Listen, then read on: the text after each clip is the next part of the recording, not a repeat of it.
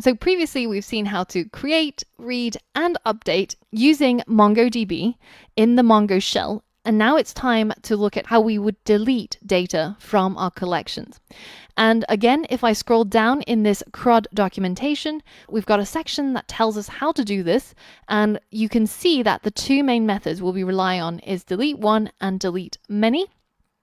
And this is an example of how you would use it. So you would say db.collectionname.deleteMany or delete one. And in the filter, you would specify which records you want to delete. This is a good opportunity to translate what you see in the documentation to actual working code that does what you want it to.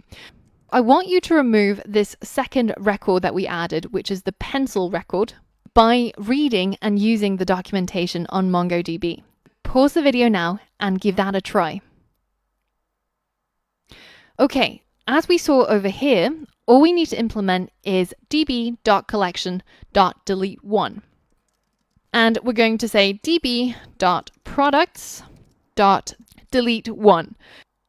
And then we're going to provide the filter to find the particular record that we want to delete, which in our case, it would be easiest to just specify the ID, and in this case, that's going to be equal to 2.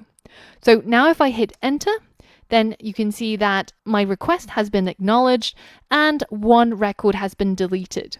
And now if we use that find method again, you can see we only have one record in our products collection.